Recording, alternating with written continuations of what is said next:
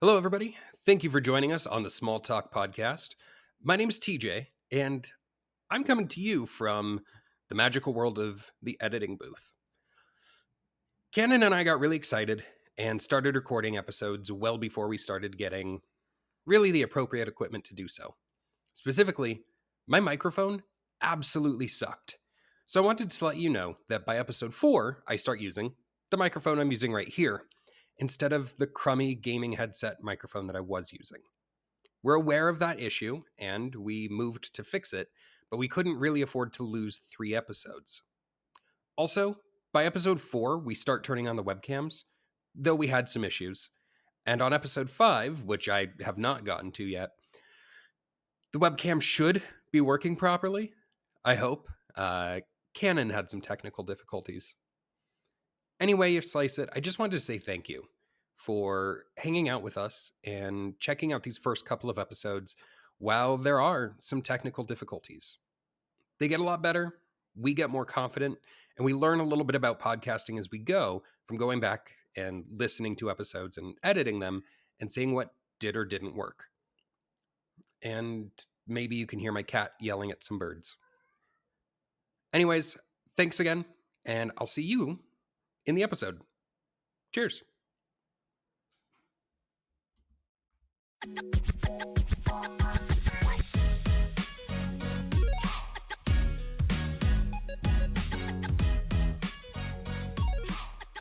Hey, TJ. Hello, listener. How are you guys doing? Hey, everybody. Yeah, we're back. We're back with a second episode. Yeah, TJ, what are we going to be talking about today?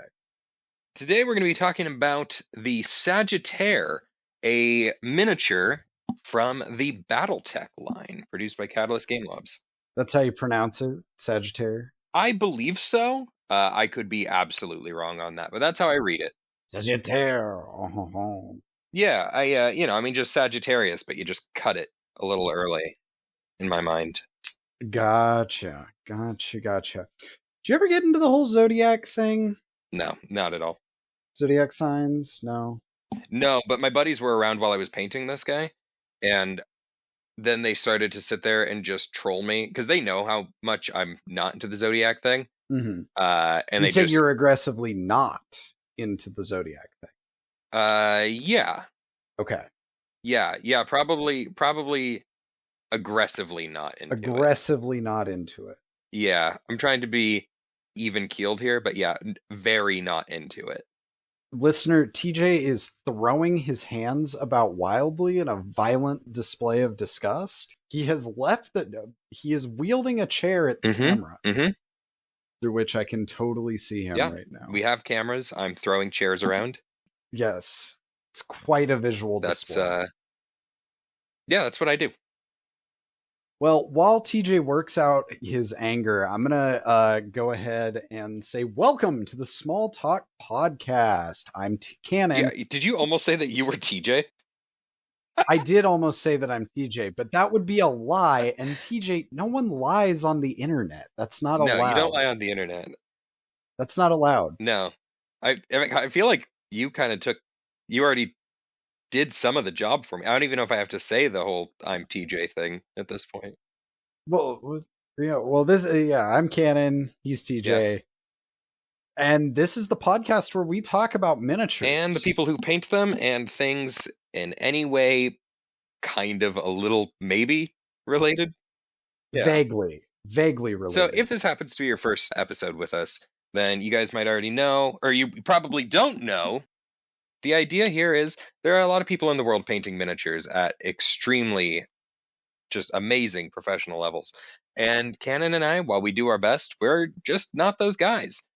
But what we do like to do is just talk about the whole experience, what it was like to paint the thing, to work with the thing, what it made us think of, what memories does it invoke, or future ideas does it make us, just really everything and anything. Did we like it? Would we recommend it? Yeah, all that kind of stuff. So today, TJ, we are talking about the Sagittaire. Yes, we are. Now, the Sagittaire, for those of you that don't know, is a mech from popular board game Battletech. A board game I do not know a lot about, admittedly. Even though I like mechs, I like tabletop board games, I've never gotten into Battletech. So I'd kind of start by saying I'd probably wouldn't give it the title board game as much. It's a lot more, while it's small, you only have a couple of mechs, I would push it far closer towards war game. Okay. So something more like a kill team. Yeah, it really is. It really is. So the basic idea is you got a mat on the field, or you've got your play mat, and they're going to be much smaller than you would see something in like Warhammer, even significantly smaller than like a 500 point table. I mean, they're tiny. There are a couple different ways that you can figure out your quote unquote army list against each other. Battle values are one way. You can do it by tonnage. Each class of mech weighs a certain number of tons, and you're just trying to get to roughly the same tonnage or roughly the same number of points. There's kind of a little bit of space in there. So you typically field anywhere from like 1 to 4-ish mechs. Sometimes you'll set up objectives. Sometimes you'll just do a big kill each other. And from there, the game is played by taking nearly synchronous turns. You roll off to determine initiative, and you're trying to figure out really whoever wins initiative goes second, because the actual damage being assigned and everything then happens simultaneously. So you get the movement advantage of watching what your opponent has done first. Gotcha. Yeah, things are all resolved ultimately simultaneously. So if it's turn 2 and I'm shooting you with my Sagittaire and you're shooting me with your Sagittaire, even though I might roll all of my damage first, we take our battle damage at the same time. It happens at the same time. Gotcha. What makes Battletech so interesting is you've got this little, I'll say, kind of mini game going on where you're measuring the heat of your mech, and your mech has a certain amount of heat sink that it can do each turn. Right. As your mech is heating up, it starts taking penalties. You start having to make rolls. Depending on what your mech is and what its payload is, your mech could shut off. It could have all of its munitions explode, and you start just destroying your own mech. Yeah, it can get totally crazy. And there are even different types of Battletech where a different mech might have a signature ability. So if it's near water, it can like dunk its cannons to cool them quicker, but only if it's this particular type of mech. It can get pretty in-depth. The game has a massive lore attached to it. And actually, if anybody didn't know, Battletech and Mech Warrior are the same series. Oh, really? Yeah. So the Battletechs, and I could be wrong, but if I recall correctly, because this has been something I've just recently started getting into, which is why I said, hey, Canon, let's do these Sagittaires. A Mech Warrior is the pilot of a Battletech mech robot. Yeah, okay, yeah. Gotcha. So that's kind of your little relationship there. There's an awesome computer game that's very similar to the tabletop. That's kind of a strategy RPG type of thing. And again, this is going to be more like your Necromunda.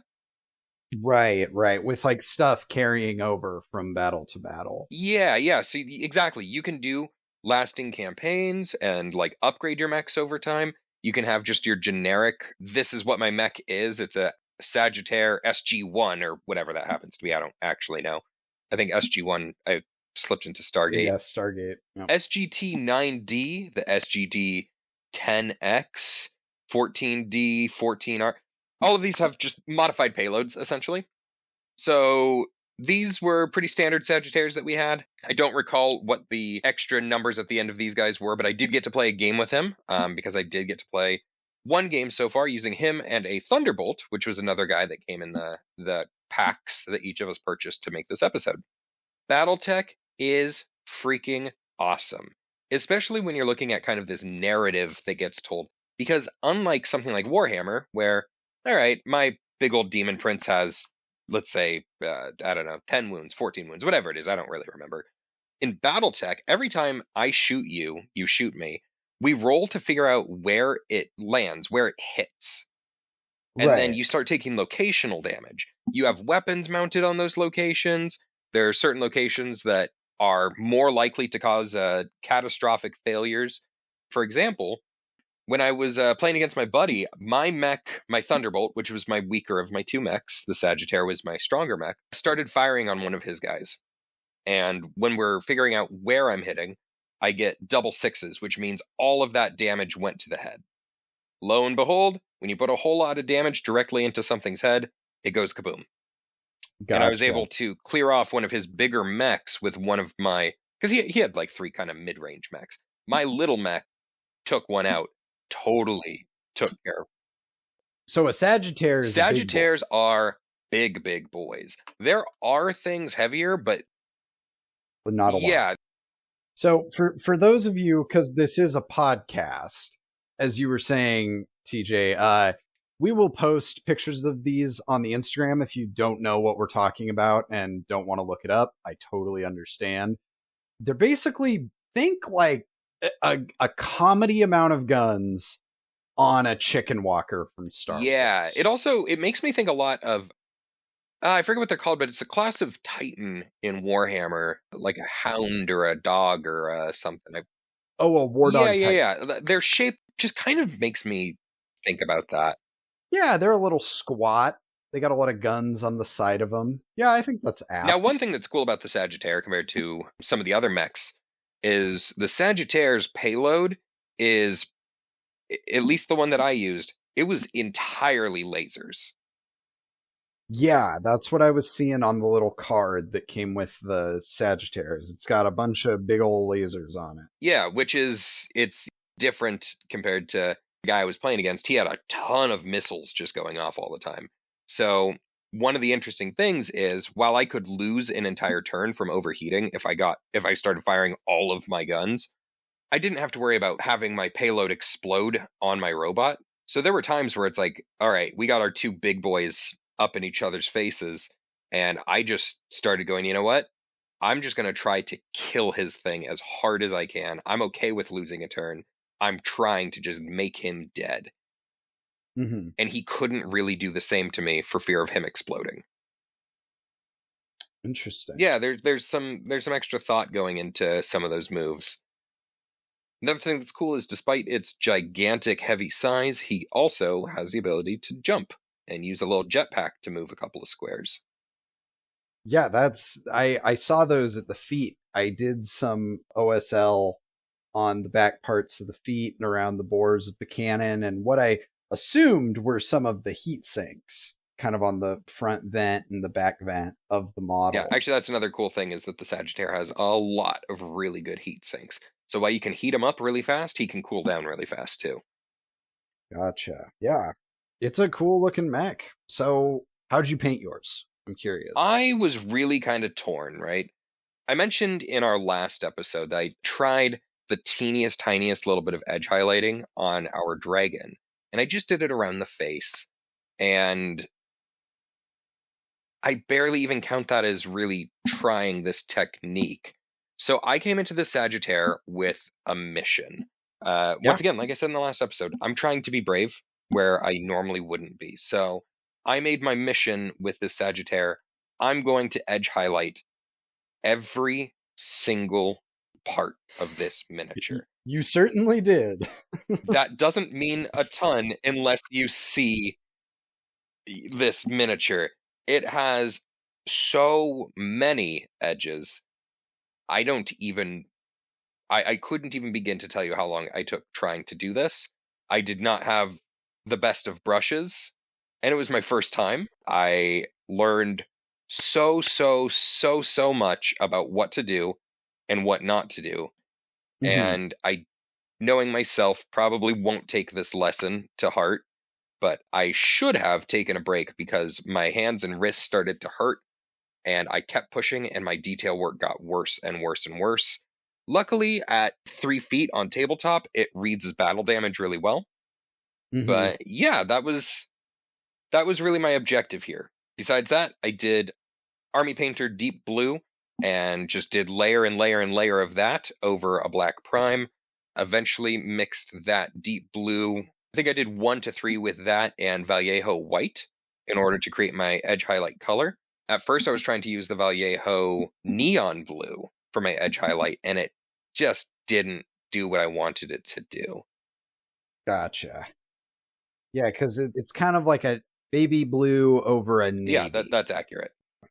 Yeah. For my guns, I did a just kind of normal, like whitish, grayish edge on some of the detail work, but the actual barrels, I used metallics and then a mix of orange washes, purple washes, a little bit of black here and there, to try to give the impression that these things had gotten a little bit of that kind of look that metal gets after it's been heated a bunch.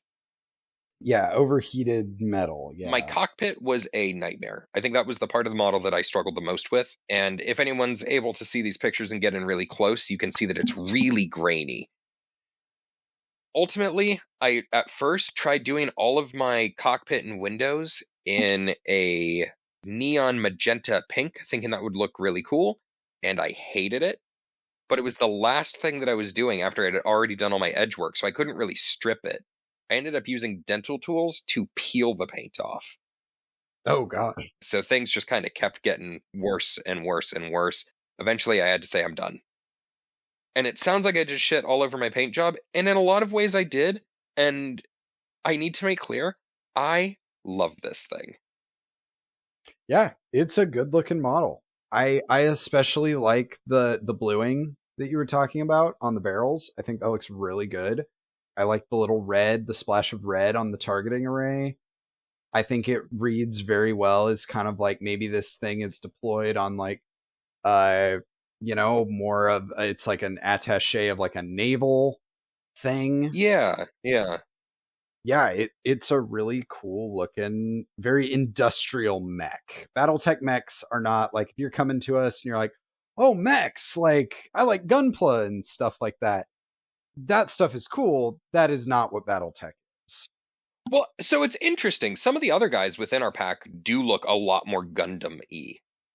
That's true. I guess some of them kind of look like Zaku's. Trying to remember, like I think there was, this came with the Sagittaire, Cyclops, Thunderbolt, and something else. A lot of them have more of that humanoid look or feel to them. I think part of why I liked the Sagittaire so much is that I don't like my mechs to look too human. Exactly. And again, none of them look human, like hardcore anthropomorphized. Any of those mechs look like, what if we made a giant robot that somebody could pilot so easily because it has 2 legs and 2 arms and it punches and kicks things, which they actually do. There are punch and kick rules and it's great. But the Sagittaire for me was like, no, this looks like just a robot. There's nothing vaguely human about it. Right. And in many ways, especially if you go from just a straight top-down view and you can't see the legs, it just looks like almost a Mass Effect-esque spaceship in my mind. The fact that it has legs almost seems like an afterthought, and I love that. I like my monsters to be monstrous, I like my robots to be robots, and I like my humans to be humans. And so I just really love this thing. It's so fun. Yeah. I was not like a huge Battletech guy, so when you suggested the Sagittaire, I was kind of like, oh, okay. Well, we'll see how that goes. I'm not particularly attached to this line of miniatures. And just to kind of get into it, this came in like a pack, and they're all pre-assembled. So you do not build Battletech mechs. This is the second model we've done on the show, and so far we have not had to build. Which is strange.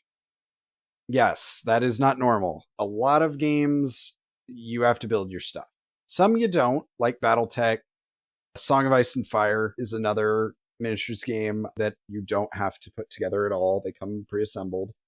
A lot of your big dogs, you're going to need to put together some games. Actually, I'd like to mention something that I think is really cool. So anybody who listened to the last episode heard me say Shadowrun a lot, because I love Shadowrun. Shadowrun and Battletech are the 2 major properties done by Catalyst Game Labs. And Battletech has really been seeing a massive resurgence lately, which I think is so cool. Yeah, it deserves it. We need more mech stuff, man. I fucking no more. There's like barely any original mech IP anime stuff. I can't watch that. I can't. That new Pacific Rim movie was really bad. I love those movies. I love Pacific Rim so much. First one rules. The second so one good. sucks How shit. dare you? I loved it. No, it sucks shit. It's so dumb. It's dumb, and I loved Listener, it. Listener, TJ is getting the chair out again. I saw Pacific Rim 2 back when MoviePass was happening. I went and saw that like by myself before work one day, just like, I want to see some giant shit punch some giant shit. Let's go. It was awesome. Maybe I'll have to revisit Uprising. Also, when MoviePass was doing the thing well, it felt like I was getting paid. I saw like 10 movies that week. It was awesome. It was like, yeah, this is free. So I had a strictly positive experience with it. Well, speaking of strictly positive experiences, painting this man, I mean, talk about coming after that gold dragon, where does this thing have mold lines that I wanted to clean up? Or, yeah, does it have little things that I took some sanding to? Absolutely. And I didn't mind a moment of it. Yeah, this thing cleans up real nice. And it was just a blast. And I feel like I've been talking too much. I want to pass it over to you, but before I do, there is one piece I really need to highlight to everybody. If you're hearing this and thinking, maybe I am a little interested in Battletech. Battletech is model agnostic, meaning unlike, say, Warhammer, where in order to play Warhammer officially per the rules, you need to purchase and play and use Citadel miniatures. Battletech does not hold those rules. You can go play in any Battletech tournament in the world with a piece of paper on a standee that says Sagittaire. That's really you cool. can, as a 3D printer, or as somebody who has a 3D printer, or like if you can get your access to it, you can. Or if you are an AI that inhabits a 3D printer. Yes, or if you are an AI, you are absolutely invited by Catalyst. Like, yeah, go ahead. Go print your own Sagittaire and whip it out. That's cool. After playing the game that I played, and while painting this guy, I ended up finding there's like a class of mech that's so big they don't even make them at Catalyst Game Labs. They only exist in Pewter, and it's like completely separate companies go and make them. And then Catalyst, in the little promotional materials with like a beginner box, is like, hey, you can go check these out too. That's and funny. They do one for something called an Ares, which is, it's a tripod mech. You can see where our guy here takes up one hexagon. Yeah. Tripod mechs take up a total of 4 hexagons. So one in the center and then 3 legs coming off. So you're talking about something an order of magnitude larger than our Sagittaire here. Like one leg on the Ares is about the size of this whole guy.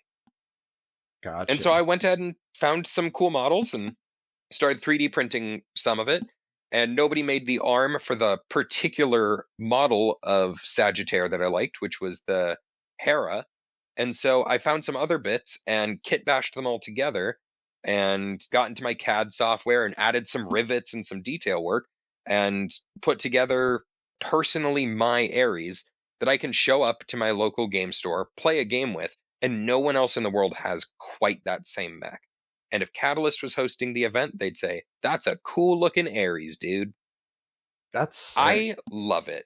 And like, Catalyst makes my all-time favorite TTRPG. They make Battletech, which I've become a big fan of. That all said, I have a lot of issues with a lot of different things that Catalyst has done. I don't really like the use of freelancers for the majority of their sourcebook writing. I didn't really like 6th edition. I was a big 5th edition guy. Even that, 4th, 5th, 6th, they all have lots of errors, and I think there are issues within quality control of that company that need to be fixed to make those games much better. So this isn't just me being some shill saying, rah, rah, Catalyst. There are real issues, and I'm happy to talk about them. But this is a place where I am so excited and weirdly proud of Catalyst for that stance, and whoever they worked with to produce these miniatures, making some really great, just a really great miniature. Yeah. These are fun, big robots to paint. I say big. They're not. Yeah, they're about a Space Marine size. Yeah, it's a Space Marine sized. Oh gosh, and I'm trying to think because maybe not everyone knows how big a Space Marine is these days. So these are a little bit larger than a modern day Primaris, or I guess even like the Heresy era stuff is like now scaled up to be Primaris size too. It's a little smaller. I got my Mark 6 Space Marine here on the table next to my Sagittaire, and the Sagittaire is about a head taller. Okay, yeah, that sounds about right. The Sagittaire, it's a bit bigger than a Space Marine, but it's not as big as like a dreadnought. No. This thing is much smaller than like an obliterator. It's not even in the same ballpark. If you're looking at the picture, that hexagon is a 1-inch hex. Here's a goofy little thing, actually, I learned while doing a little bit of research for this guy and a little research on Battletech. While 99% of everything Battletech out there is going to be mechs like this, you can actually get squads of regular dudes with laser guns. Oh, interesting. And like little flyby ships and things that are very small by comparison, but they do exist. And where like a battle value for the Sagittaire, I'm going to make up a number here. It might be like 3,000 points. Your little squad of like 1,000 guys with laser guns might be like 100 points. That's hilarious. It's pretty funny. And I just like that exists. There's so much deep lore on this game too, which I'm only beginning to kind of get coached through. I don't know it well. Yeah, well, if we do another Battletech miniature in the future, we'll have to get a lore dump. Yeah, I would really be interested to hear how these guys lore compared to like a 40k Imperial Knights or Titan lore. There's dude, it's just really stinking cool. So we talked a little bit about my paint job here, the dark blue going into the light blue, lots of edge highlights, this, that, whatever. But let's talk about your guy, because man, oh man, yours is so smooth next to my very choppy style. Yeah. So as I said last week, I did not want to break out my airbrush. I've been airbrushing a lot lately. I recently did the skin on my Angron model, and that was so much airbrushing to get smooth blends and everything. And I did my Sagittaire before I started work on him, so I was like, okay, I need to warm up my airbrush trigger finger again. So I figured I'd pop him out and I would airbrush him. I really liked the very industrial, practical look of the Sagittaire. So for inspiration, I went to somewhere I've found myself going more often as I turn into a withered old man, photos of World War II vehicles. I settled on that infamous paint job of the P-51 Mustang with the checkered tail fin and the shark jaws painted on the side of the front of the plane, and like the blue circles with the white star on the upside of the wing, and then a gray underbelly and kind of an olive green top. So that kind of Army Air Corps style. I sprayed the model black, primed it black rather, and then I sprayed it with Caliban green, watered down 2-to-1 with some Winsor & Newton flow improver through the airbrush. Once I got a nice deep green, I sprayed the underside of it with Mechanicus Standard Gray, also from Citadel, and then went in and punched up the brightness on top of the canopy with a lighter olive color from P3, and those were my base coats.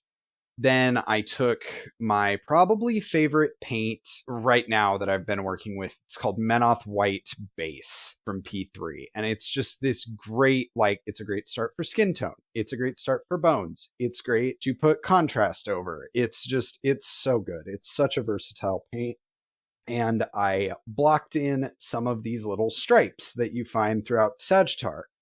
And then after that was dry, I went in with some Zealot Yellow from Army Painter's Speed Paint range and blocked those in to give him some mustard yellow stripes to evoke the P-51's yellow and black checker stripes that they would sometimes paint on the tail fin of the P-51s.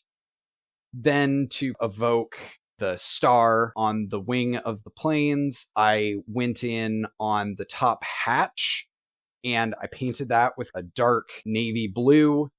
And then once I had that coverage nice and built up so that you could tell the blue from the green on top of my Sagittaire, I did some freehanding, which is something I've been trying to do more of because it's really cool. And the only way you'll ever get better at it is practice. It scares me a lot, but, just practice. And I figured this would be a good one to practice on, so I did. Star looks all right. I started with some Dawnstone from Citadel and sketched out the star, and then I slowly added more and more white from P3 to my Dawnstone to highlight it up to more of like a beaten up white. When I look at this week versus last week I think I used a greater color diversity, and this week you did. Not just in terms of like, just visually looking at the model, but in terms of just how many things we each actually whipped out to try to pull this project off. You sat here and described a billion things, and I'm going like, I used 3 paints and a couple of shades and things like that. But like, I kept my list really tight and small for this guy. And yeah, yours is pretty darn diverse. Yeah, mine, I went kind of crazy a little bit. I added some OSL on the heat sinks and the muzzles of the different Ladz arrays all over this guy. And that gave him this appearance of like glowing red heat sinks and muzzles. And then for the cockpit, I just colored it metallic and then spread some yellow ink from P3 over top the cockpit to give it a yellow reflective vibe, like what you see on some modern day space stuff. I think that is directly related to probably my one gripe, or the one part that I didn't enjoy about painting this miniature. Yeah. I kind of had some issue with the cockpit just getting the color right, especially when you investigate mine compared to yours and you get my side profile. You'll see that there's a lot of places where I have cockpit stuff going on that you didn't. And I think this is a place where the sculpt did not do itself any favors. I was constantly referencing back to that little card that comes in the pack for like each one of these guys, because for the life of me, I was sitting here going, what all even is the cockpit? And so there's a bunch of windows on the sides or even kind of on the nose where I didn't know it was supposed to be cockpit until I looked at the art, the card art. That's really my one gripe. And I mean, truly one gripe. I otherwise loved this thing, but I feel like something probably should have been done to make those a little more visually clear to the artist's painting. Yeah, you're right. I just took the biggest area and did that as the cockpit. And I don't think that looks bad either. If anything, I almost wish that that's how they had gone about the sculpt itself.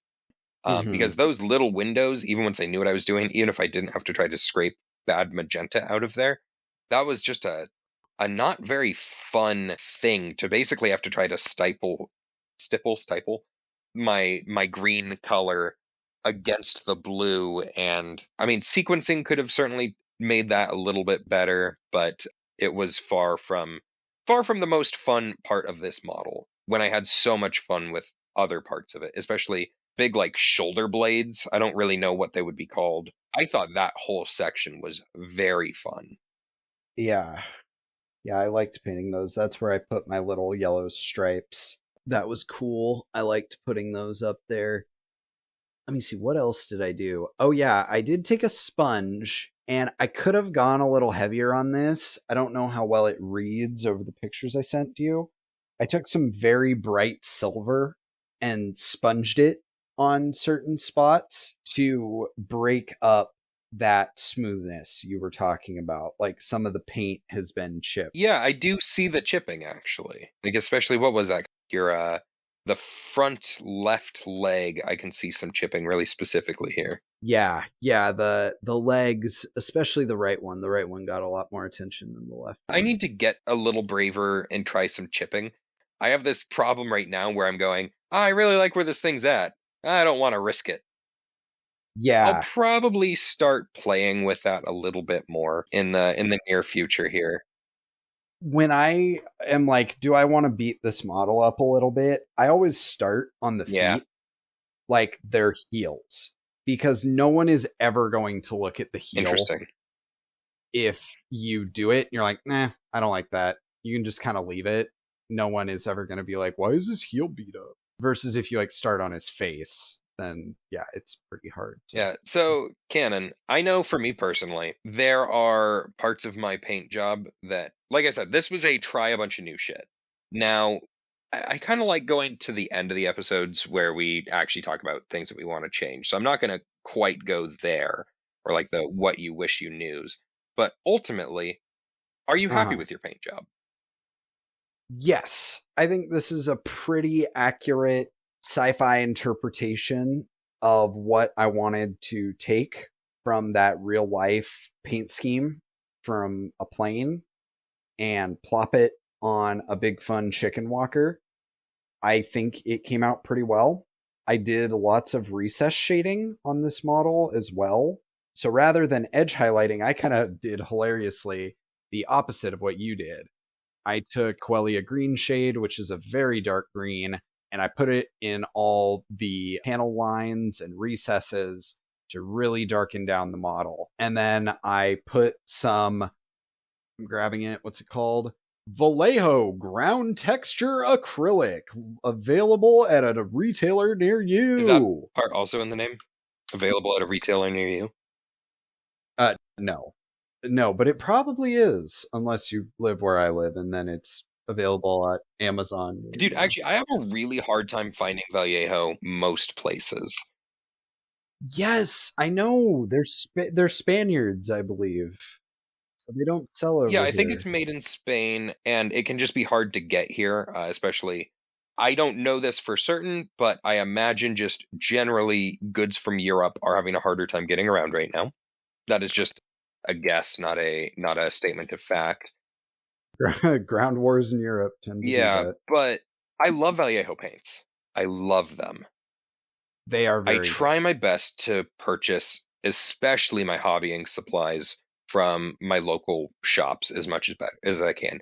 Even if it's a big box store, I like being able to go in and touch things and look at things. And an increasingly online shopping world and in an increasingly digital world where so much of what I do is going to be like computer games or this, that, whatever, because I'm playing and intentionally doing this very tactile hobby, I think I get something about going and making my purchases at a brick and mortar.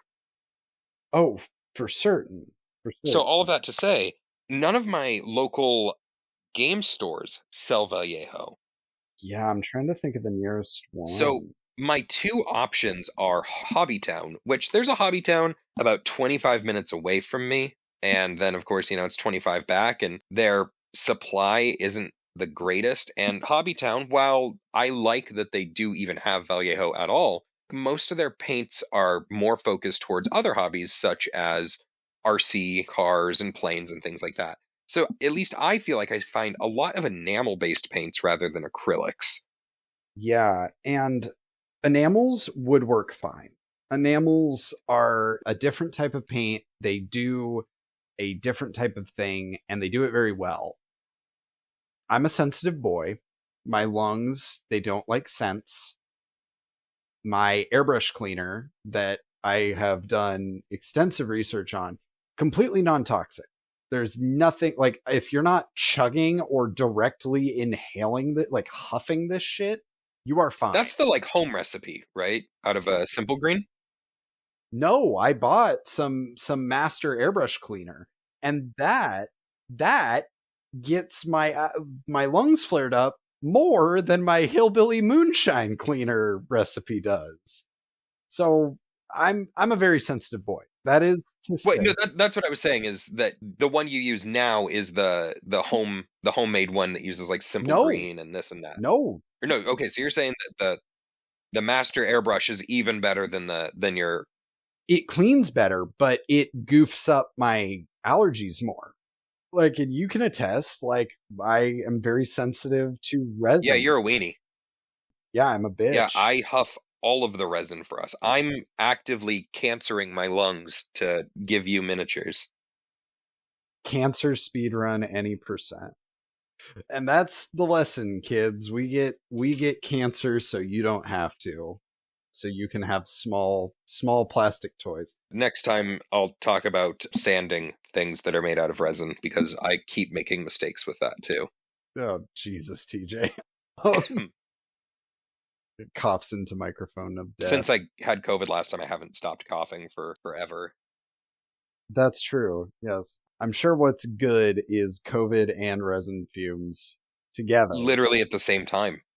Because I was doing both projects simultaneously. Like, I was both projects. COVID wasn't a project. Having COVID happened while I was still trying to knock out some projects. And, yeah, it was not ideal. No, it doesn't sound ideal.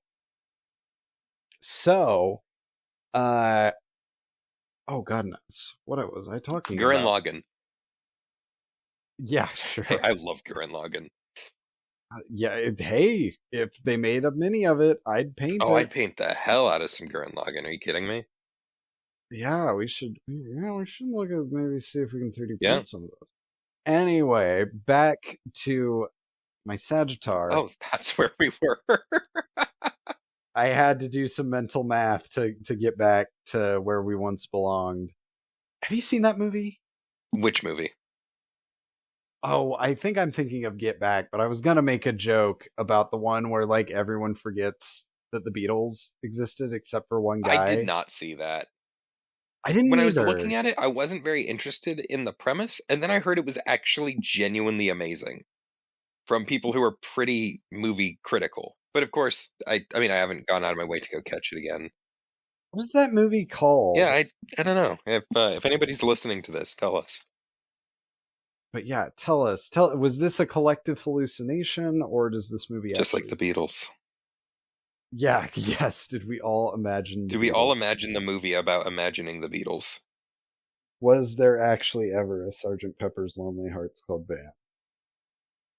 But yes, Vallejo ground texture acrylic rough gray pumice was what I did his base in. And I used some dental tools to spread it and scrape it around. And I painted his base Mechanicum Standard Gray. It's a very gray base. My idea was he's walking through like a ruined city block. That's fair. That's accurate. Yeah, judging by what you've told me about this thing's firepower, it seems like a very feasible thing for it to do with his big lasers. Like I said at the beginning, tonnage is one of the ways that you can kind of determine the power level of everything. And this guy is a 95-ton mech.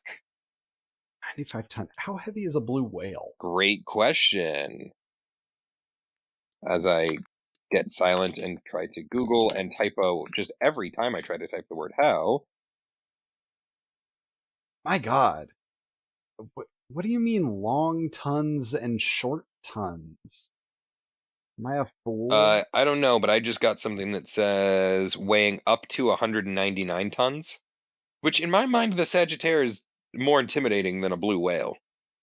Yeah, but like those things are like truly okay, big. here we go. The average weight, so from treehugger.com, average weight for these gentle giants is 200 to 300,000 pounds, or about 100 to 150 tons. So the smaller side of an adult blue whale, except it's all gunnery. Yeah. Still seems weird, but what if we gave whales guns?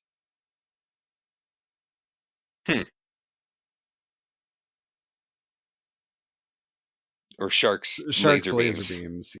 And maybe that would cut down on illegal whaling. Roll up and the blue whale's got the strap. I like that idea on its face. Laser I think whales. You already knew this, but I am like a big shark guy, and naturally, if you're into sharks, you eventually learn about whales a decent amount too. Just yeah. You know, I like fish and different shit like that. I've never really been fishing. I went once.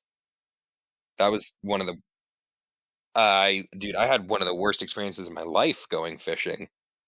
Oh, was it the plot of Deliverance? No. Was it? No. Was it like, No. Okay, good. That would be worse than what I experienced. Man, you and my girlfriend have such bad experiences going fishing. Aired out a little trauma. Yeah, well, I'm good to hear that. I like robots though.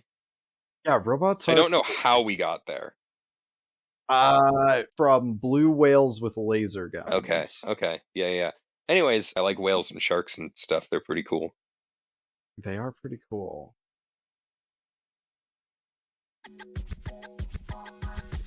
Hello, everybody. This is TJ coming to you from the future, where I'm editing. Real quickly, I wanted to invite you to please give us a like, comment, or subscribe on whatever it is you're using to listen to this show. That's probably YouTube, it might be Spotify, it might be something else by this point. Who knows?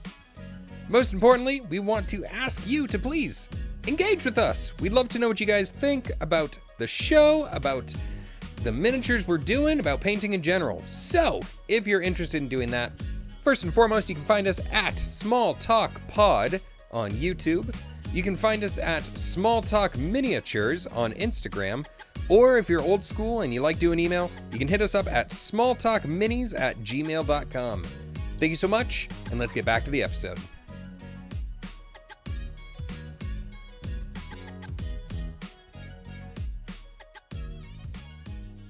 So, Cannon, while we were both taking our breaks and grabbing some water and this, that, I came back and I still, on the screen, I had your paint job up. And it made me, I had a sudden realization and made me think back to some old Teenage Mutant Ninja Turtles and G.I. Joe toys that I had. Oh, because it's green. Oh, you're saying that because it's green. I mean, to some degree, right? I mean, like, look, the G.I. Joe parallel is obvious. You took inspiration from classic American... a classic American battle plane. What do you call it? I don't know how you classify that. Like a fighter plane. Yeah. Fighter plane. Yeah, fighter plane. There we go. Yeah, it's a plane that fights. I was like, it's not a fighter jet. It's a battle plane. It's a battle plane. Yeah, battle plane. That's so stupid. Yeah. Battle planes coming to a Toys R Us near you. Oh my gosh. With names like the Hellfire and the Super Bomber. I love it when you have those moments, like as an adult, and you just go like, dude, what short circuit did I just have? Fucking battle plane. Battle planes. The TMNT, they have their own battle plane now. Yeah, they have their own battle plane. Their ninja plane. My god. Ninja Go. Oh man. But so anyways, that whole thing got me thinking, it would be really obvious to most people, hey, we're gonna do a Battletech. Oh, okay, paint it kind of like a Gundam, or paint it like a this or a that. But I really liked that you took your inspiration from somewhere that I frankly just didn't. It never even went through my mind.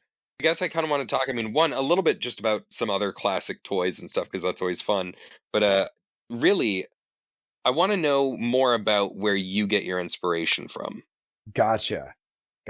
Well, so I'm trying to think of like what kind of stuff I had when I was little. So I had a lot of like superhero toys. I had my Iron Man. I had a really fun Anakin and Obi-Wan toy from Revenge of the Sith, that they had a thing on their back that you would push and they'd like swing the lightsaber. Oh, that's fun. I liked playing with those a lot. I had one of those, like, they're not AT-ATs. They're like from the Clone Wars, and they're like clone walker tanks. And they had like a big gun on the top. Oh, yeah, I remember the things you're talking about. Yeah. Yeah, I had one of those, and it was like you could open it up and people could go in it. It was really cool. Yeah, it was like a transport with like 4 walker legs and like a big gun up top, right? Yeah. So more than once, my sister's Polly Pockets had to hold off hordes of Lego zombies while they waited for Anakin and Obi-Wan to save them riding the clone transport. I was talking with my sister about this, and we were joking, like, the Polly Pockets wearing like their helmets that have like Born to Kill written on it, and Fortunate Son playing while they machine gun Lego zombies. That's so funny. Yeah, so I had a Bumblebee toy that you could press a button on his arm and his blaster would fire.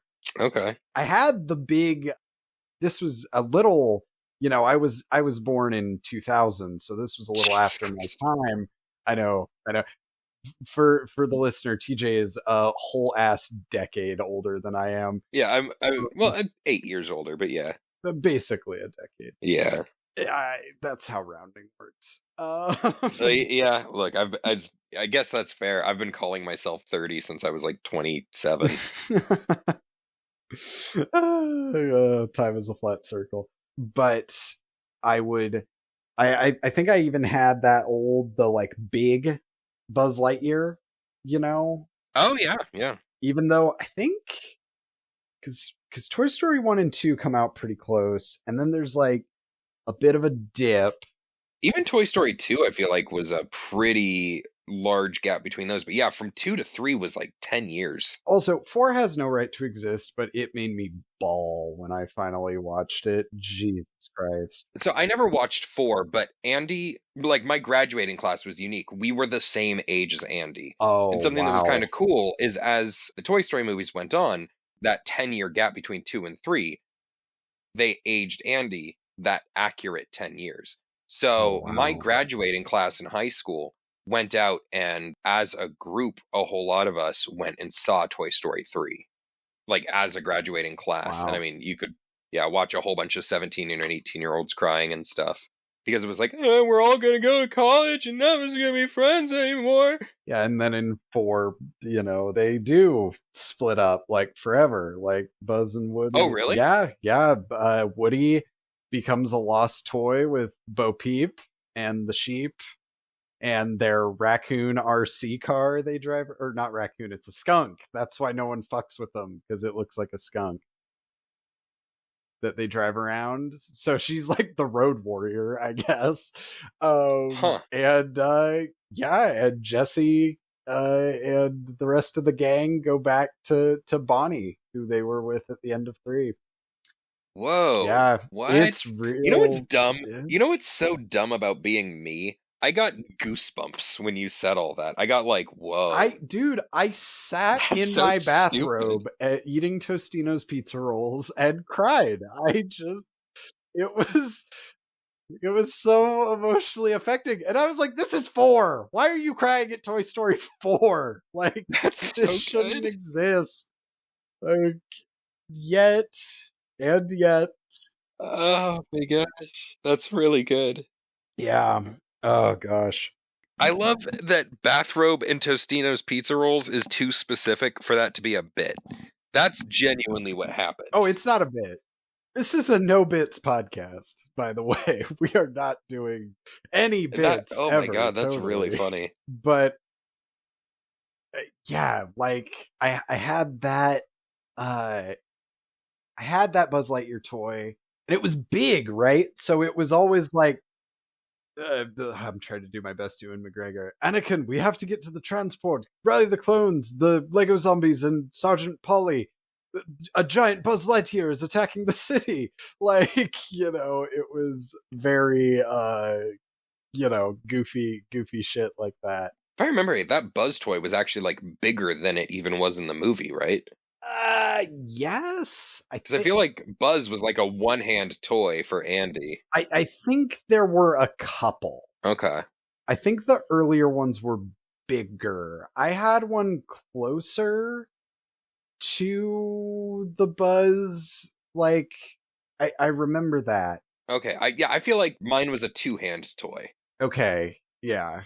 Now we're digging into 25-year-old vague memories. I mean, I don't know. Yeah, I don't have that Buzz Lightyear anymore. So the reason I even brought up the TMNT is when I was a kid, we did most of my toy shopping until I was probably about 10 or 12 was done at garage sales over the summer.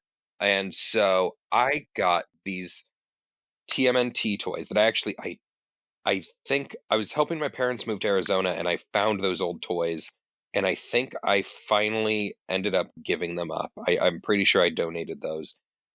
They were, so you might have heard about like, the soft head Ninja Turtle toys and then the hard head ones. These were of those line, and these were the hard head ones. So they weren't like the valuable version of the two. They were really popular toys coming out around the time of the movies, and they couldn't keep up with production costs or speed or whatever. And so 2 different factories made the toys, and some of them had like soft heads, which was basically like rubber hollow heads that you could like push in and they'd come back out. And those ones were the ones that were worth a lot of money. Mine, again, heavily used, But I even had like the cool like collector's case and everything and a whole bunch of extra toys. Dude, I freaking loved those guys. And my favorite one of them. So it was Donnie, Mikey, Raph, and Leo. And then there were others. Yeah, so there were like different things that were from like different parts of like the TV series or even related to the movies. Mm-hmm. My favorite ones were this series that like, and again, I didn't know like all of these details when I was a kid. This is stuff I've learned since then. So my favorite ones where there was one set of them where they were like US fighter pilots and another set where they were samurai. And the samurai stuff was related to the TMNT movie, like the third TMNT movie. Uh-huh. The fighter pilot, I have no idea where it came from, but I think that's really where my whole like your thing reminds me of that. Did they have planes that they came with? So mine didn't. They might have. I really don't know. Huh. Because that seems like a very interesting... Yeah, here we go. Oh my god. Okay. So, I just tabbed over and I found the particular one I'm talking about, and it was Donatello. Well, that makes sense. He's the smart one. Yeah, and I think, oh my god, okay, and he has this great acronym on his on the front of his jacket that's USTF, which is United States Turtle Force. Of course. Okay, I'm sending it like just a link to this image. Oh, I am excited for this. Yeah, man. Oh, it was so good. It has like if you got it new, which mine wasn't, but it came with like big American flag standee and all these different things. Oh man, Dottie supports the troops. That is hilarious. So they did a couple in this line. Wow, I'm having such like a nostalgia trip. They also did some that were I think it was Mikey or maybe it was Raffi as like Native Americans. What? Like they did, yeah, dude. No, I mean this was crazy. It's so weird that these even existed. They did a whole weird line of like cyber turtles. Like all of these were like early 90s things, right? Oh my gosh, yeah, those were. Oh man, these were like my hands down favorite toys. It was these and then like a couple of like the first generation Power Rangers toys. Hold up. Let me see if I can. Yeah, oh my god! Sorry, I'm having like a visceral moment here.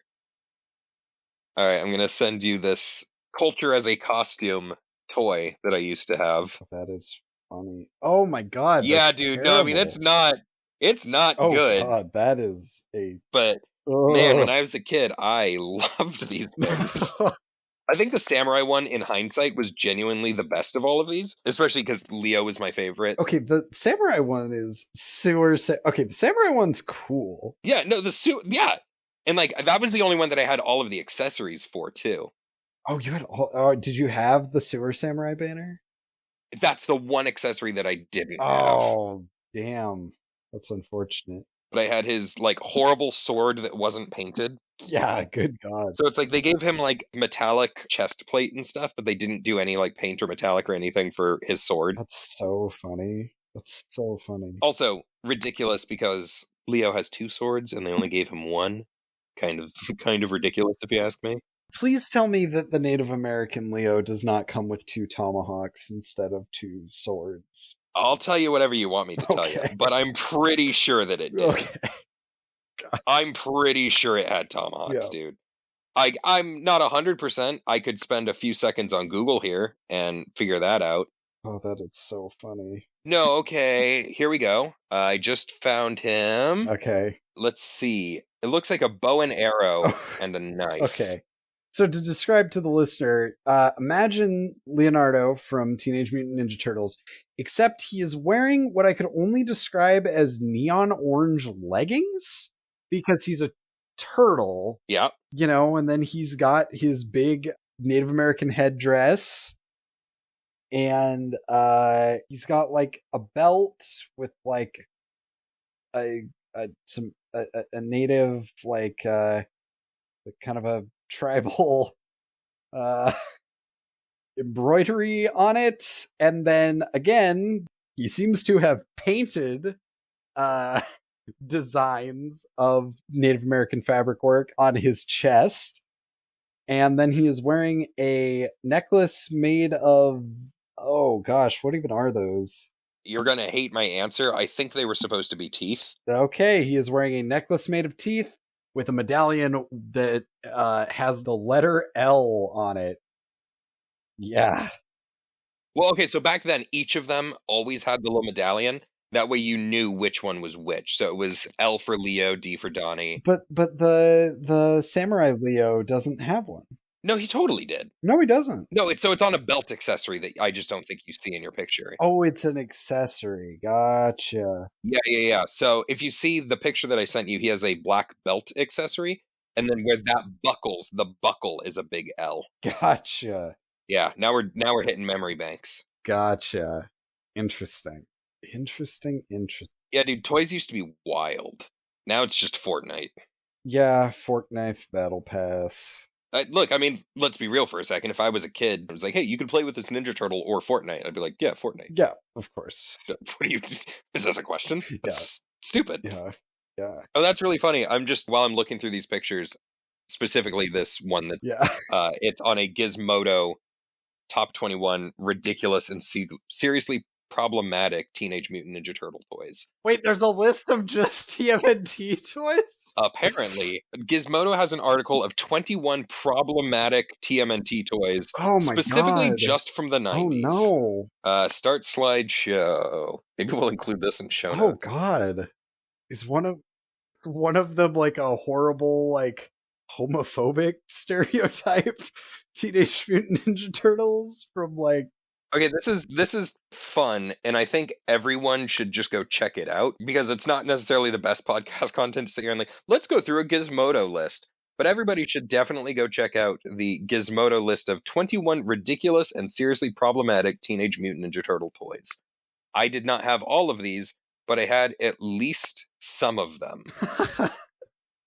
Oh god, that is good. Well, I can at least get props that I didn't Oh, dude, they had a whole line of Star Trek Ninja Turtles. I didn't have these. Those are cool. Dude, these are cool. I'd buy those today. They even have hair. It's gross. Oh, Jesus Christ. We'll put them on the Instagram. Oh my god. Dude, I love these. See if you can track them down on eBay. I need to know what the story is on some of these things, because some of these are even weirder.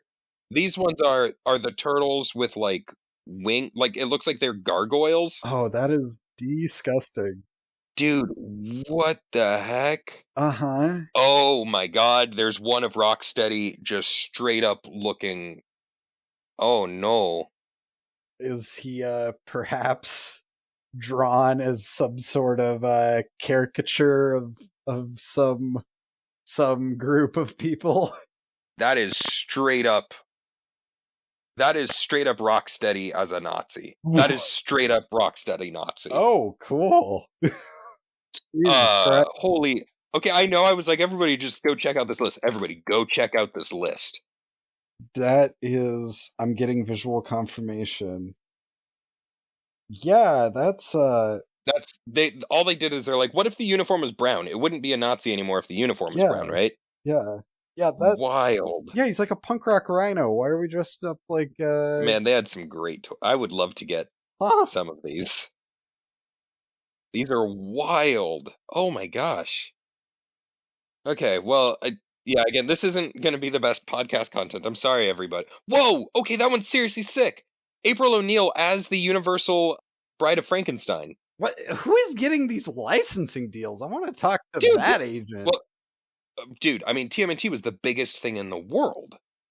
Yeah. Like, don't forget how huge that... I guess... You forget I was not alive in the 90s. Well, you know what they say about the Ninja Turtles, never forget, right? Like, that's the only event that they say that about from the 90s. Oh, okay. It looks like I do have to redact a previous statement, and I apologize. Chief Leo. Oh, God. Which was what it was officially called, was Chief Leo. Yeah, please, be respectful. Did also have... He did also have a tomahawk. Of course he did. Yeah, it looks like we have a spear, a tomahawk, a knife, and a bow. God, no, I loved those toys, though. I loved those things. And I only had 1 or 2 of them that were on the problematic list. Most of mine were not problematic. They were totally chill. Not canceled TMNT. Yeah. Also, not that whole list was problematic, 'cause most of them were just bizarre. Yeah. But a few of them were really big problems. Yeah. Yes. Yeah. Chief Leo, probably best left in the 90s. Yeah, that was rough. Mein Gott. Oh God. Why did I say Mein Gott? Fucking Nazi Rocksteady. Fucking... Yeah, it's because of not steady. Yeah. Hair Rocksteady. But speaking of things that are not Nazi related at all, that's such a bad segue. Yeah, it is. Yeah, my robot thing. Yeah, it's great and it's fun. Yeah, the robots we painted were really fun, and they were not Nazi inspired, which is great. Yes. Yours is definitively anti-Nazi, I would say. Yes. Yeah, my robot stuck it to the Nazis during the war with its giant laser beams. Yeah. I'm trying to think. The inspiration for the model, while unfortunately I cannot credit the Teenage Mutant Ninja Turtles 90s toy range as an inspiration, I can credit some of my dad's old metal model airplanes that he used to have when I was little. And I loved to futz around with these things. He had like trucks, he had oil tankers, he had all of these things in the garage, and they were all in their boxes too. So I'd get them out, and I'd play around with them, and I'd probably break them. That kind of like very industrial kind of look was what I really wanted to recreate. Because Battletech, despite the fact that it's giant robots shooting lasers at each other, I'm probably not crazy to say it feels a little more grounded than your Star Wars or your Warhammer. Yes, if for no other reason than, to the best of my knowledge, there's no magic in the Battletech world. That is true. Well, I don't know if that's true. Like I said, to the best of my knowledge. Is there a great reason for these robots to be bipedal oftentimes? Not necessarily, but also to be fair, a lot of the Battletech stuff isn't bipedal. They'll be tripods or quadrupedal or whatnot. Yeah, and there's a lot of like tanks and stuff you can play. Yeah. No, I would agree. It's still silly sci-fi. Battletech takes place in like 3000 something, I think. I mean, it's humanity's going multi-planet, and it's all humans fighting humans. But I think one of the things that's interesting and kind of cool about it is if you look at something like a Titan in Warhammer versus a Knight in Warhammer, the Battletech mechs are more like the Imperial Knight, Yes. which is to say, usually it's one person being the pilot. And I vaguely feel like I remember somebody saying like, oh yeah, these things weren't always made for warfare. It's that they got escalated to warfare and then they started making them for warfare. But I think some of the earlier battle mech stuff were like industry things. I could be wrong. I might be totally making that up, but I vaguely feel like I remember that coming up at some point. Yeah.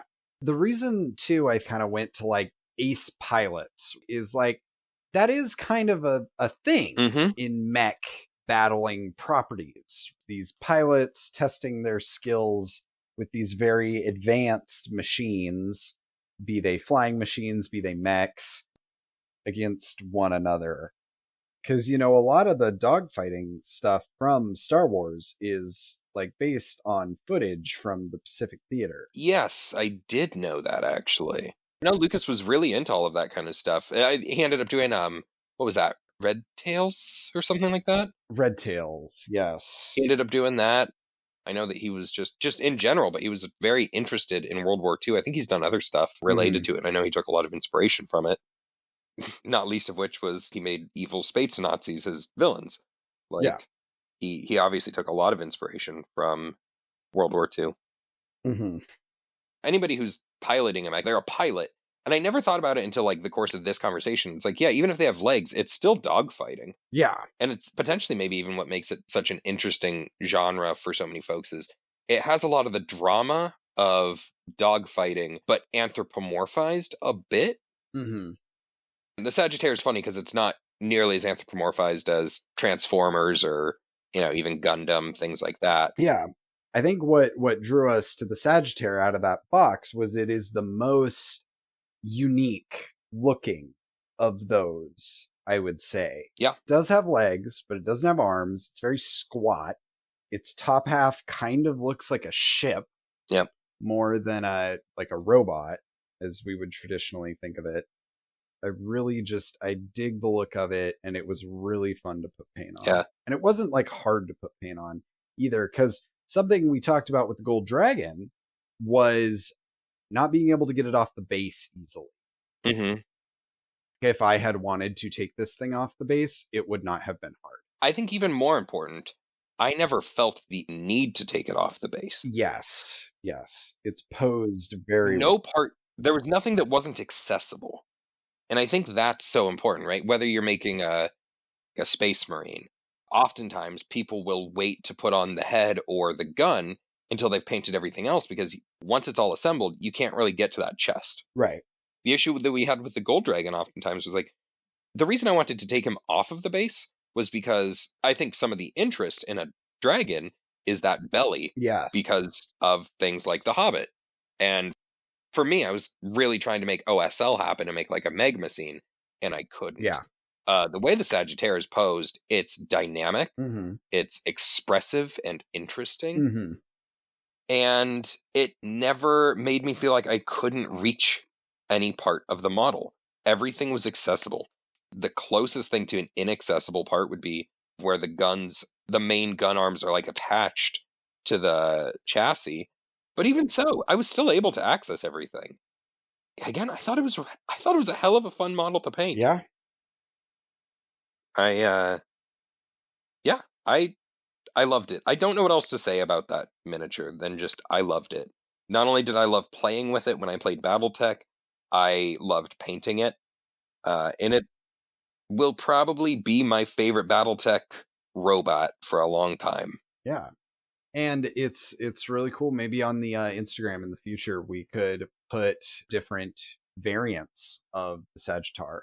We can keep y'all updated with TJ's growing collection of Sagittars. Yeah. We talked about the fact, so when we purchased this, we purchased the Iridari Light Horse Lance. Yes, those are words. I'm not 100%, but I think that's what it was. And when you purchase a box of Battletech minis for $30, it usually comes with about 4 guys. And even if box A and box B both come with a Sagittaire, let's say, they will likely come with slightly different loadouts or slightly different poses or just kind of a resculpt. Now, all of that, really, really cool. This Sagittaire was one of 4 unique models in that box. So what's so cool is that now I've got 3 more guys that I really like the idea of painting all of them with a similar scheme moving forward. So that when I set up to play Battletech against my buddy, it feels like a squad instead of a mercenary group. Funny enough, I think the box that we have is actually supposed to be a mercenary squad, but I like the idea of making my robot army. And the Sagittaire was a great way to figure out how to do that. Yeah. And also a great way to figure out how not to do that. Yeah, because as we talk about with every time we play, it's about learning from each model that we've painted and how would we do it differently next time, and lessons learned moving into the future with the models we paint. Yeah. So on that, Cannon. Yes. What did you learn from this miniature? This miniature got me back into airbrushing after a brief hiatus. And I was really excited to do that kind of 2-tone gray underbelly, green upper part. And I also did some freehanding and pin washing that was really fun. It had that nice little circle hatch on the top, and I tried that star, and I think it came out all right, and I learned things to make it better in the future.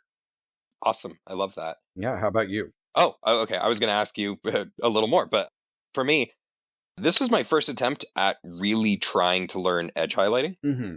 And I learned so much more than I can possibly really convey just in this. When you look at something as big and as intense as, like, let's say a Tau Riptide, right? Right. Beeg rope. This has as many or more weird places to edge highlight at an eighth of the scale or something. When I decided I wanted to learn edge highlighting with this model, I don't think I understood quite how big of a project I was biting off.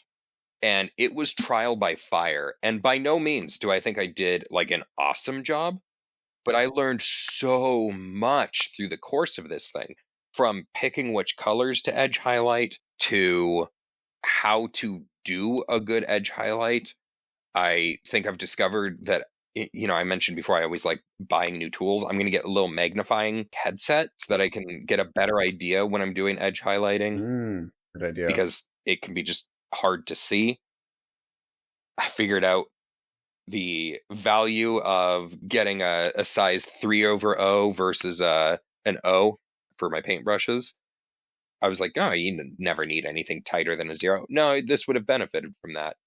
Throughout the course of the model, I learned about the consistency of the paint. I thought it needed to be a little thicker than it needed to be for this edge highlight. All sorts of things. And so with this, I learned so much. And I think I'll always, through the rest of my painting career, look at this as a turning point moment for me. Really? Not just as a fun miniature and not as a like, oh, look, I tried edge highlighting and it didn't work. But this was a moment where I tried something really scary for me, and I tried it in the most graphic way. Right. I made every single one of these 10,000 lines, sharp or soft lines, heavily edge highlighted. Yeah. I learned so much, and I love this miniature because of it. And I'm going to be taking the lessons from this guy and applying them towards the rest of that lance. Yeah. As well. Yeah, I'm excited. I will probably not replicate this exact scheme across the rest of that lance, but I definitely am going to be going back to the well of World War II era fighter planes and using that to complete my meager Battletech collection. And well, and tell you what, even with your quote unquote meager Battletech collection, you've got more robots than you will usually be able to field. So it's very hero hammery. Like, that's cool. Yeah. When I played with my buddy, the best we could kind of math it out, he had access to 6 guys, I had access to 4. And when we used the point value system, we got within about 100 points of each other when we're talking a magnitude of thousands. And I had 2 mechs and he had 3. And that was our game. I'll say 2 for pickup games. Man, if you know what you're doing, that game is fast. Yeah. It was our first time ever. We were taking our time and learning. And even so, we got through our game in what felt like reasonable amount of time. And I feel like if you knew what you were doing, it would be as faster than a 500-point Warhammer game. Wow. Probably much faster. Yeah, I'm sure. Knock out a whole game in 30 minutes, maybe an hour, absolutely tops. Hell of a fun game. And who knows, maybe we can mirror match each other someday. Yeah. So, okay, we just hit a little bit about what we each learned from doing the model. Now I'd like to ask you, what would you do different? What would I do different? Yep, hindsight. I would have been more patient applying my Menoth White highlight, and I would have taken more time on the OSL. The OSL is fine. I don't think it completely reads as glowing from tabletop distance, so I think I could have done a lot more to make the inside of the barrel look like it's really like white hot. And I overspilled a little bit of the Menoth White when I was applying it. So that was a cleanup process, which, you make mistakes. I'm not saying like, I want to never make mistakes, but I think I was just being a little reckless and should have been more precise with my brush strokes. But other than that, I don't know if there's a lot I'd do differently with this model. As I look at it now, base and model combined, I'm like, this thing looks pretty good. I do really love your paint job. And I think that what you pointed out there, in particular little criticisms where they exist, I think were pretty accurate. Mm-hmm. I'll say for my Sagittaire, if I was to hit this guy again, I actually still like the idea of edge highlighting. What would I do differently?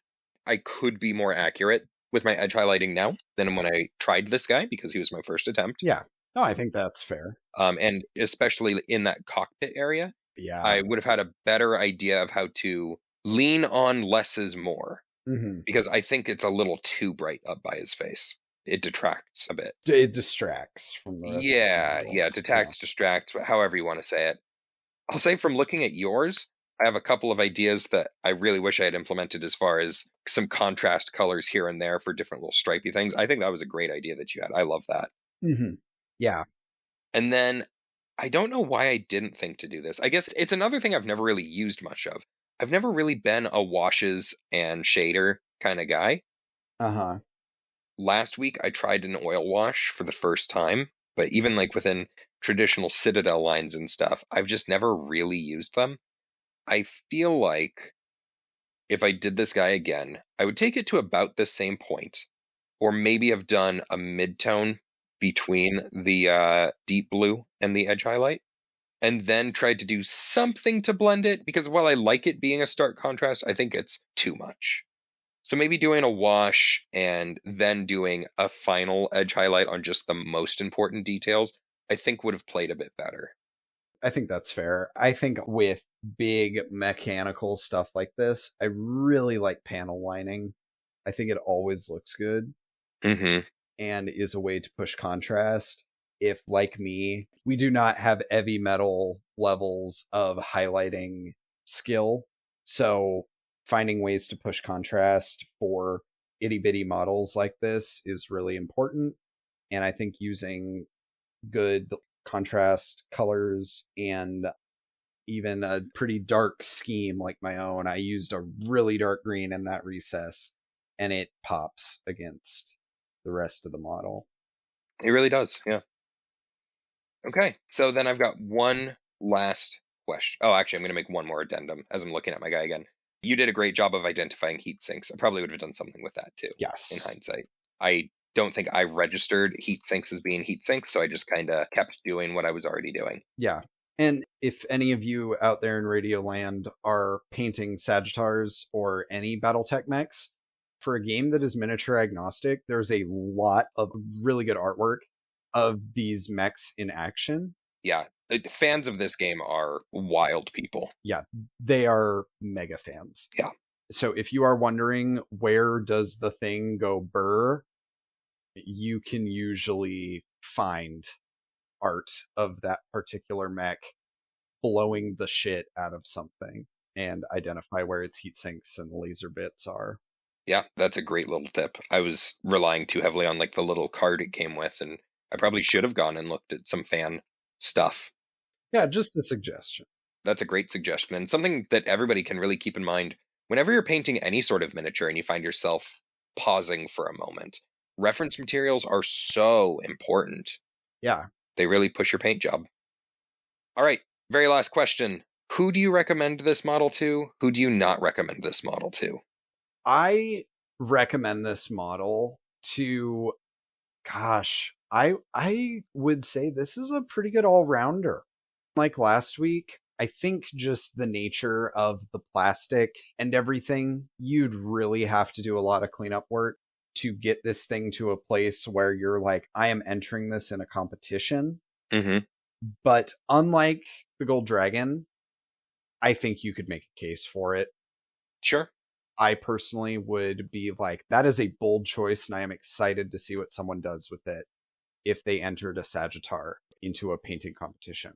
Because I do think there is a lot to this model that spoke to me, and I think if you really wanted to sink, because I spent more time on this than I did the Gold Dragon. Oh, yeah. But if you wanted to sink the amount of time into this thing that I'm sinking into like my Angron model and really do it up to a centerpiece, I think you could. Yeah. It would be hard because it's small. Yes. And it is a pretty simple composition. You could definitely get away with like essentially doing solid color, cockpit color, maybe a little bit of OSL on the heat sinks, and like call it done. I think that's what you could do for most of this thing. But I also think there is enough meat on the Sagittaire's, enough tonnage, as it were, on the Sagittaire's bones to really make this thing special. So I would say it's an all-rounder. If you like painting and you want to paint a robot that is not too big, the physical model, not the, we're not talking about lore here. We're just talking about the thing you get in the package. Right, yeah. If you want to paint a robot that is not too big, and it's like a mech, like a piloted mech, I think the Sagittaire is a really good place to start. I so totally agree with everything you said. For me, I would recommend this model to everyone who has $30 to spend on a 4-model pack and likes to paint. I thought it looked really stinking good, even unpainted. You don't have to paint your models to go play Battletech. It's cool when it's not just gray plastic, but even at gray plastic, it didn't look bad. Who do I recommend paints this? I recommend everybody paints one of these guys. What a great project. And there are so many ways that you can try to push your painting skill, whether that be a totally ludicrously insane amount of attempting to edge highlight. If you want to work on non-metallic metals, there's places. Yeah. If you want to work on OSL, there's places. I mean, pick a project and pick a technique to work on, and there's somewhere to do it on freehanding. Freehanding. I mean, never even occurred to me. And I think, again, that's some of the genius of this miniature. It is interesting enough that almost anything you do will look interesting. And also, you can try anything. And be readable. Yeah, one of the coolest models I've ever had the pleasure of painting. Yeah, as far as like a sit-down one-model project, this was really good. Super fun. I really enjoyed this. Yeah, and is there anyone that you do not recommend this model to? If you don't like metallics and you're not really interested in painting big flat surfaces, I will admit it is a very simple, it's a clean design. I like it. But if you are inspired by the weird gnarled messes of like chaos models from like Warhammer, or you like painting flesh tones a lot, I think that is a vastly smaller group of our listenership, because I don't know a lot of people who are just like, I can't stop painting skin tones. I love painting skin tones. It's my favorite thing, and it's so easy and fun and enjoyable. I'm sure those people exist, and I'm sure there's people that are good at them, but somewhere. Yeah, that would be the only kind of person I would not recommend the Sagittaire to, is if you just look at it and go, it's kind of flat in that its panels are flat. That's a perfect way to highlight what makes this model so damn cool, or so damn good to paint, I'll say, is the only people who I wouldn't recommend paint this thing are people who just aren't interested in the thing. Yeah. I hate to keep going back and crapping on that dragon, because I ultimately had a good time doing different parts of it. But with that dragon, I couldn't in good conscience recommend that for almost any situation, whether you liked dragons or not. In fact, I would almost push people who really like dragons not to paint that dragon. Whereas if you really like robots, I really recommend the Sagittaire. Yeah. All around, just a great model, and I had so much fun with it. Yeah, it's a good little model. Well, TJ, what are we going to be painting next week, in case anyone at home wants to paint along with? This next week, we're going back to a little bit of that same idea we had with the Gold Dragon, which is, what are the quintessential, what defines miniature painting? If you get into mini painting, you're going to wind up painting one of these. It's just going to happen. And that is a Space Marine. A Space Marine? A Space Marine. Specifically, Cannon and I are going to be looking at the Mark VI Space Marine that comes with the latest Horus Heresy box. Yeah, Age of Darkness box. They are available separately. Here's a little heads up for anybody. And this is going to be the weirdest thing, as we have a show about painting miniatures. I've now done this dragon. I've done something like a Sagittaire, which is sort of, it's a less known entity. I have never in my life painted a Space Marine. Oh, I've painted some Space Marines. The closest I've ever come, I guess you could argue, but as you know, I have a Demon Prince ripping an Ultramarine into pieces. That is a big conversion job. I did technically paint the ultramarine on there, but that is a single coat of contrast blue and some gold on the trim, because you're not looking at him very much. What you're looking at is the fact that there's blood and guts spilling out all over the place. So I mean, it's a little bit of contrast blue, a little bit of gold, and a ton of gore, and a dumpster of gore. So no, I've never painted a Space Marine. I've also never painted a Chaos Space Marine. Which is funny, because I know you own a box, TJ. I own well over 2,000 points of Chaos. I own probably 3,000 or 4,000 points of Chaos, which, yeah, I've got a gray problem. As do we all, my friend. As do we all. Before we get into it, so people have an idea of what to be excited for, Cannon, what chapter is your Mark 6? Well, do we want to tell people, or do we want to reveal that next week? Okay, we'll save it for next week. I'm sorry, guys. That wasn't even a bit. I really thought we were going to reveal it, but I guess... I'll tell you, I'm going weirdo mode. I will say that I give you guys a hint. I'm going weirdo mode. That's interesting. I actually don't know, so I'm interested to find out too. Yeah, I'm excited. I think you guys will dig it when I unveil it. This is probably one of my favorite Space Marines I've painted. I collect Ultramarines and World Eaters, so I have painted lots of red and blue and white and blue and red and blue and red and white Space Marines. So this one will not be one of those. I will say that. Right on. All right, Cannon. Good talking to you. Everybody, please, if you're listening to this, watching this on YouTube, give us a like, a subscribe. It helps so much just to help get this in front of other people. And of course, if you have a miniature painter in your life that you would like to see us try to collaborate with, somebody else who's, small, trying to get off the ground like we are, please let us know. We'd love to chat with more people out there. And if you're on any sort of podcast listener, viewer, I don't know what they're all called, a pod player, podcatcher, whatever it is, Apple, iTunes, something, I don't know. I've heard people say all these things before. I just listen to stuff on Spotify. The best way to support us is just by giving comments and likes and all that fun stuff.